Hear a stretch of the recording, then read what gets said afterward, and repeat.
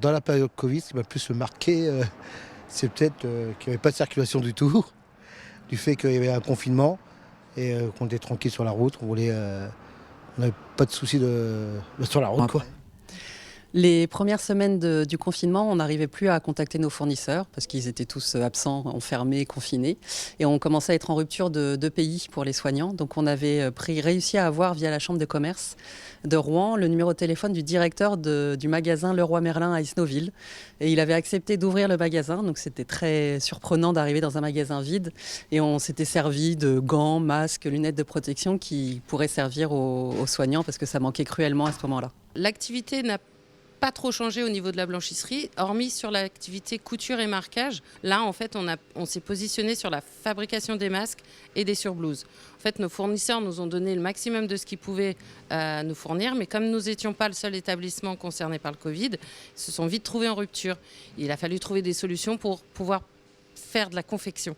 Donc voilà, on a confectionné à peu près 10 000 pièces entre la chemise transformée blouse de visiteur en blouse de boxe, drap en blouse de boxe et voile de bateau en blouse de boxe. La radiologie a pris une grande place dans la crise Covid, notamment au début de la crise Covid, à la période où le seul moyen de faire le diagnostic de la maladie, c'était vraiment le scanner. Donc vous avez un exemple sur l'écran là. Donc ça a été c'était une période extrêmement étrange parce qu'effectivement, très brutalement, du fait de la réorganisation de l'ensemble de l'hôpital, on s'est retrouvé pratiquement à traiter qu'une seule maladie. Nous, sur le plan chirurgical, c'est clairement l'organisation, enfin plutôt la désorganisation qui a été induite par la crise Covid, en fait sur toute la filière de soins, de la consultation, de l'accès au bloc opératoire qui était limité en lien avec l'ouverture des unités de soins continus et donc moins de personnel disponible pour l'accès au bloc opératoire pour les patients. Tout le monde pense que les hôpitaux ont été débordés, mais pour les urgentistes, au contraire, les services se sont vidés. L'Est de la France, ils ont pris tout de suite la vague, mais nous, en Normandie, en fait, on a eu une période entre le moment où les gens ont, par peur au début, puis après, du fait du confinement, cessé de venir aux urgences. Et on a eu 3 semaines, je me souviens, c'était exactement le temps pendant laquelle c'était moi ce que j'ai appelé le désert des Tartares, ce film ou ce livre de Dino Buzzati, un jeune officier qui monte dans une garnison face au désert et ils attendent l'ennemi face aux pieds et il n'y a pas d'ennemi, il vient jamais. Et il passe sa vie à attendre. Donc on a passé 3 semaines comme ça, un service mais vide comme on n'avait jamais vu.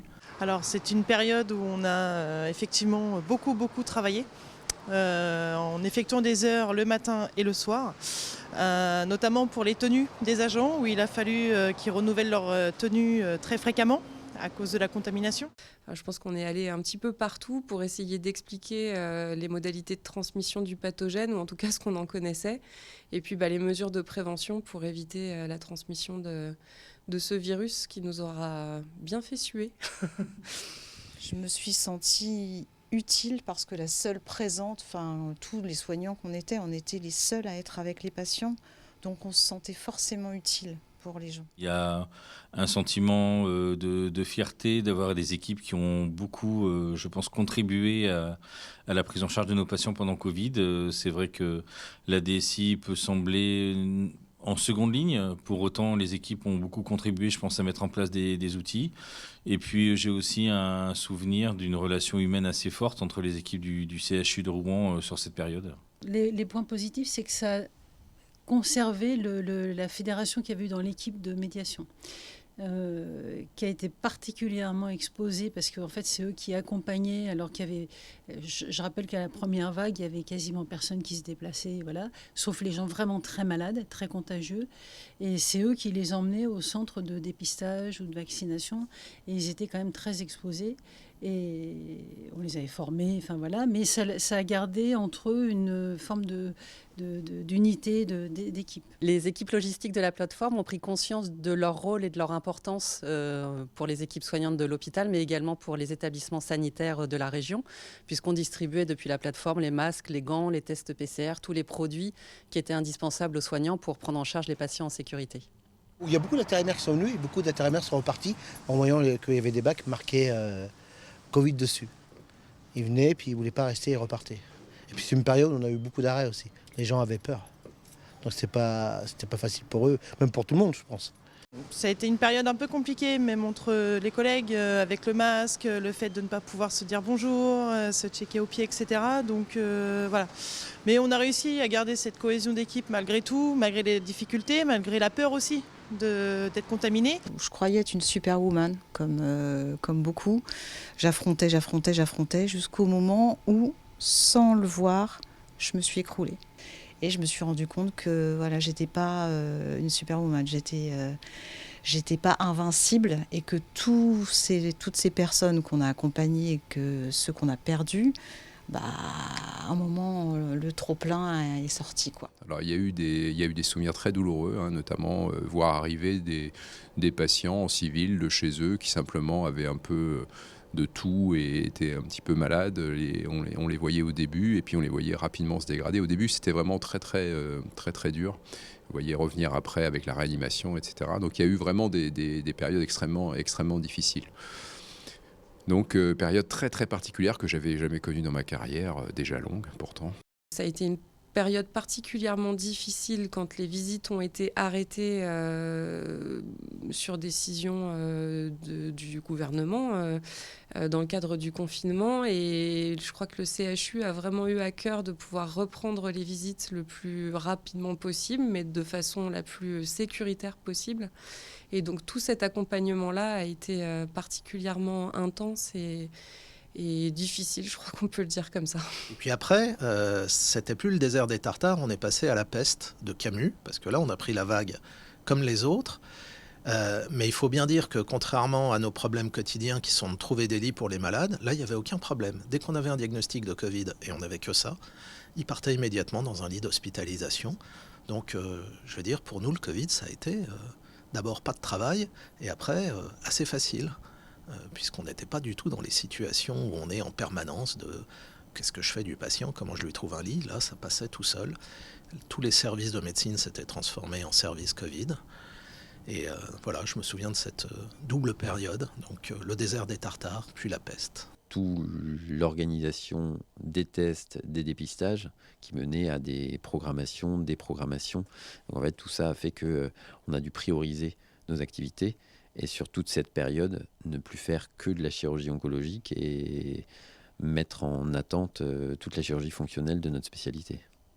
Ce qui m'a plus marqué, c'est cet élan de collaboration entre toutes les spécialités et entre tout le personnel médical, paramédical.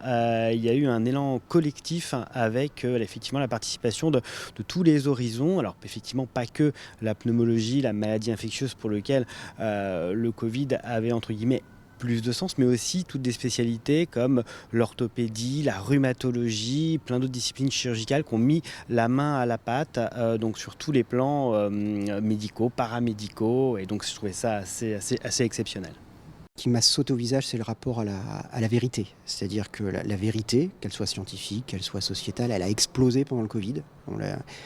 Je me souviens d'une intervention pour un monsieur dont l'épouse était en train de mourir. Et quand je lui ai dit, vous n'êtes pas non plus vacciné comme votre épouse, parce que les patients qu'on voyait mourir étaient essentiellement des patients non vaccinés. Et il disait, mais vous voulez ma mort? Et donc, avec tout ce qu'on entend. Et donc, il y avait deux vérités parallèles, celle des soignants, celle qu'on voyait au quotidien, nous, et puis celle des réseaux sociaux. Et ces deux vérités ne se croisaient pas. C'était vraiment deux mondes parallèles. Et ça m'a vraiment marqué parce que ça s'est poursuivi ensuite dans d'autres domaines. Et je pense qu'on a eu un moment de bascule avec le Covid là-dessus. Quand il y a une crise sanitaire, généralement, c'est la préfecture qui prend la main sur la communication. Néanmoins, il y a une réalité qui s'impose, on est questionné, les gens parlent à travers les réseaux sociaux et ailleurs, et de ce fait, la communication du CHU doit quand même s'exprimer, pas pour donner des grandes orientations politiques, mais pour expliquer comment on gère la crise au quotidien. Les réseaux sociaux ont été l'outil majeur de cette gestion de la communication, tant en interne qu'en externe. Le service des maladies infectieuses était en première ligne et on a procédé à de multiples interviews, tant en interne qu'en externe, de nos experts en infectiologie pour progressivement tenir les gens au courant des orientations, des consignes de sécurité qu'il fallait tenir, en précisant à chaque fois que les informations qu'on donnait aujourd'hui étaient peut-être susceptibles de varier en fonction de la manière dont les choses allaient évoluer. Et du coup, on n'a pas eu cette vague de contestation ou de protestation de la part des internautes qui pouvaient nous dire bah, « Attendez, vous nous avez dit ça, alors que hier, ce que vous nous avez dit, ce n'est pas du tout ce que vous nous dites aujourd'hui. » On les avait prévenus et ça s'est toujours bien passé. Ils ont compris qu'on essayait de les tenir au courant jour après jour, du mieux qu'on pouvait, de manière la plus transparente possible, pour que ça profite à tous. Je pense que ça a changé les manières de travailler à la DSI, mais aussi au sein de l'établissement. Je pense que Covid nous a aidés à mettre en place des outils de télémédecine, des outils de webconférence, en tout cas des outils qui nous ont permis de faire sauter certaines barrières physiques pour permettre la prise en charge des patients, mais aussi pour permettre la coopération entre les services. Donc ça, je dirais que c'est une partie assez importante du changement qu'on a vécu, et aussi à l'intérieur de la DSI, par rebond, on a dû aussi s'organiser différemment, avec le télétravail qui est rentré pas mal dans les mœurs désormais, et puis aussi avec des organisations avec nos prestataires de services qui désormais sont beaucoup plus enclins à intervenir à distance de manière efficace qu'avant. Avant, il y avait quasiment pas de télétravail à l'hôpital ou télémédecine. Bon, forcément, ça a permis de développer ça beaucoup plus vite, et c'est tant mieux parce que c'est quand même un outil qui est très pratique. 5 ans après, notre activité de télémédecine, c'est-à-dire téléconsultation et téléexpertise, a augmenté puisque les établissements extérieurs ont appris qu'il y avait cette activité-là au niveau du CHU. Et d'ailleurs, on fait plusieurs demandes dans d'autres spécialités.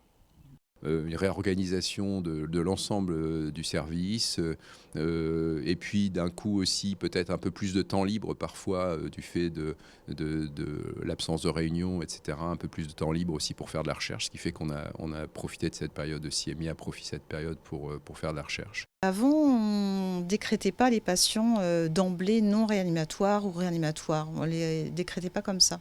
Et depuis le Covid, on le fait. Alors, est-ce que c'est particulier à notre service? Je ne sais pas. Mais nous, en tout cas, c'est acté dans les dossiers médicaux. Depuis le Covid, on ne se fait plus la bise, on ne se serre plus la main et du coup, on se check avec les pieds. Et c'est resté. Moi, ce que je me souviens, c'est d'avoir un souci managérial au début de Covid, notamment quand on a demandé aux équipes de rester chez elles, en tout cas en partie, où mon problème managérial, ça n'a pas été de pousser les gens pour venir travailler, mais plutôt l'inverse, de les réfréner pour respecter les règles, parce que là, c'est là que j'ai senti vraiment un vrai esprit service public. Les équipes voulaient absolument être sur le terrain, aider les collègues professionnels de santé, et il a fallu managérialement réfréner ces équipes-là. Il y a quelque chose qui nous a beaucoup occupé pendant le Covid, en dehors des relations avec les médias ou de toute notre communication interne, ça a été les entreprises qui nous sollicitaient tous les jours et en grand nombre pour faire des dons au CHU, allant d'une simple pizza ou du boulanger du coin qui voulait nous donner des pains au chocolat pour les équipes, etc., à des grosses donations, des grosses entreprises locales qui voulaient participer, faire plaisir à nos soignants, leur rendre hommage à travers des dons. Et on a croulé sous les demandes. Il a fallu s'organiser. On n'était pas habitué à avoir autant de dons. Aujourd'hui, la Fondation Charles Nicolle remplit ce rôle de pouvoir prendre les dons des gens et de les attribuer à des services. Avant, ce n'était pas le cas. On n'était pas organisé pour. Et le Covid nous a obligés à nous structurer dans cette politique de mécénat.